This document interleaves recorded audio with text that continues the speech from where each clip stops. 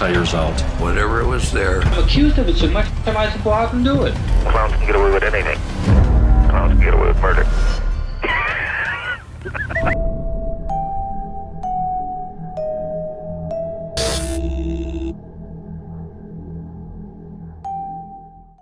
Hai sob, kembali lagi nih di Anti Klima, masih sama gua Fajar. Makasih banget ya sob udah ngeklik video ini. By the way sob, gua mau ngucapin banyak terima kasih buat kalian yang udah subscribe ke channel ini nih, dan buat yang udah ngasih masukan nih dan saran nih ke channel ini, dan khusus buat gua juga nih. Makasih banget nih karena channel ini masih baru netes dan gue juga baru nyemplung di dunia perhidupan. Jadi masih banyak banget butuh masukan dari kalian semua nih, dan semoga nih kedepannya channel ini dan guanya bisa jadi lebih baik dalam bikin konten nih, oke? Dan yang buat aja baru bergabung, langsung aja diklik tombol subscribe nya, nggak pakai banyak basa-basi, langsung aja kita ke TKP. School.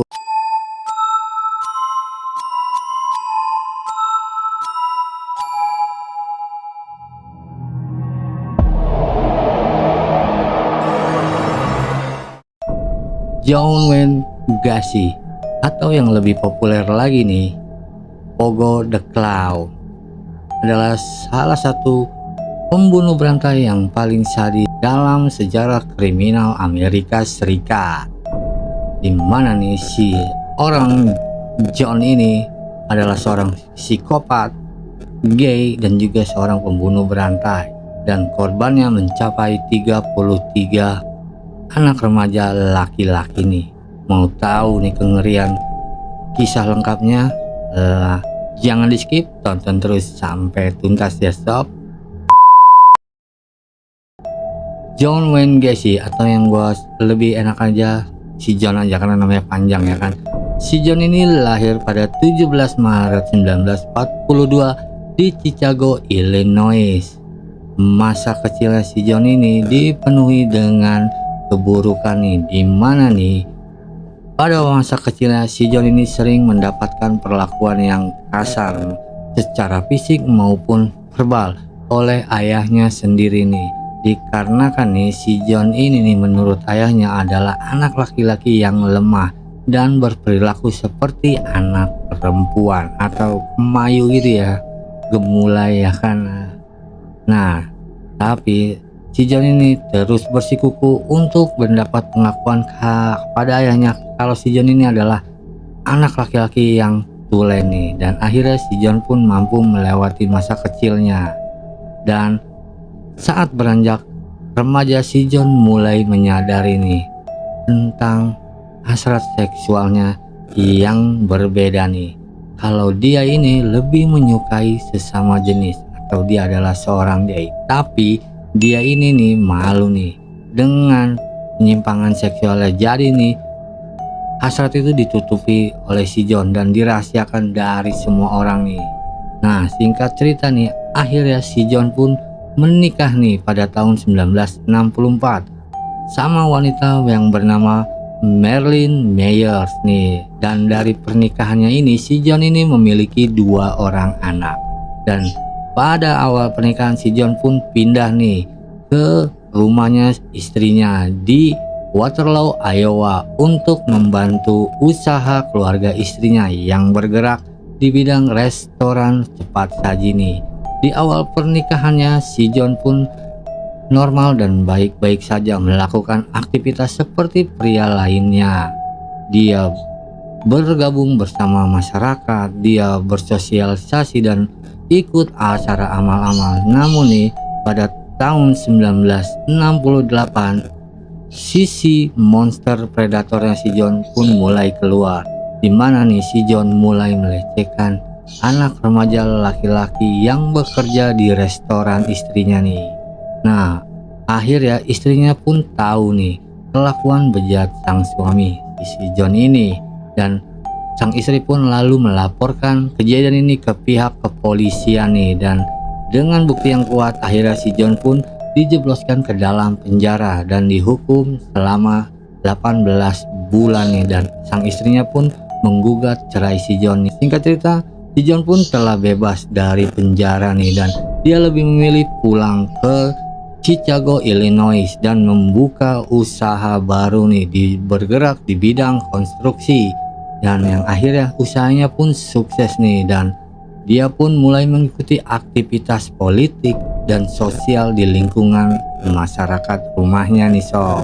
Dan dia juga nih sesekali menjadi badut atau Pogo the Clown nih untuk menghibur anak-anak dan acara-acara amal di lingkungan rumahnya nih. Sebagai Pogo the Clown, si John ini terbilang sukses karena mendapat banyak rasa penggemar yang menyukainya nih, dan khususnya nih anak-anak nih sob, ya kan. Namun nih masyarakat sekitar tidak mengetahui nih, di balik kostum lucu badutnya itu ada sosok monster predator yang mengintai anak-anak remaja secara diam-diam nih.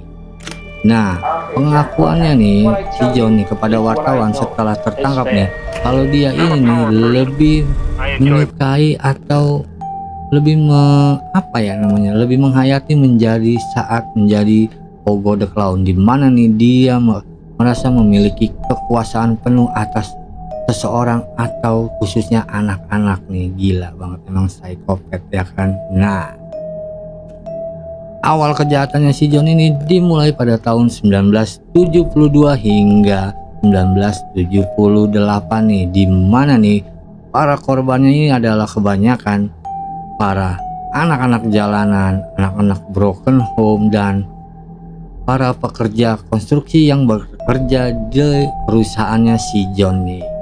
Dengan modus nih si John ini mengiming-imingi pekerjaan dan uang nih sob. Nah, setelah nih para korbannya terjebak, si John pun mengajak para korbannya datang ke rumahnya.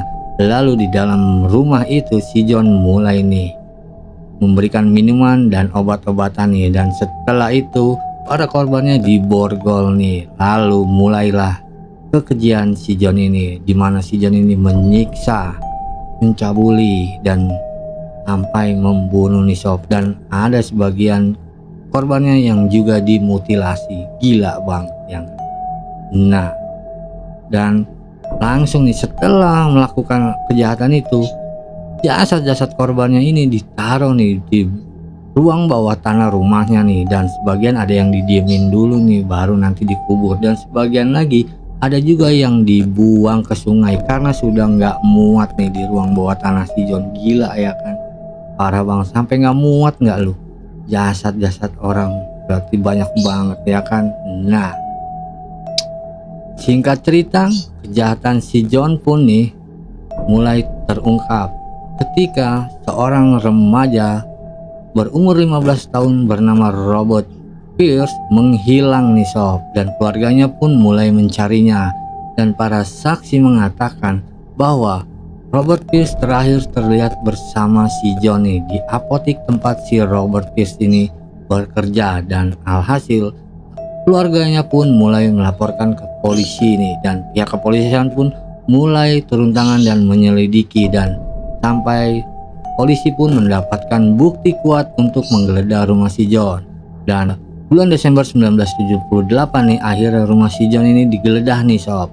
Dan benar saja, ketika masuk polisi mencium bau busuk yang sangat menyengat, dan polisi pun mencurigai bahwa banyak korban lainnya nih. Akhirnya si John pun ditangkap dan mengakui bahwa dia telah melakukan 33 pembunuhan kepada anak remaja laki-laki nih sob. Dan pihak polisian pun langsung menuju ke ruang bawah tanah rumah si John dan menemukan beberapa jasad nih anak laki-laki yang belum sempat dikubur oleh si John. Dan sisanya akhirnya polisi pun menggali nih ruang bawah tanah si John dan menemukan kurang lebih 20 jasad anak laki-laki, dan sisanya ditemukan di sungai dekat rumah si John.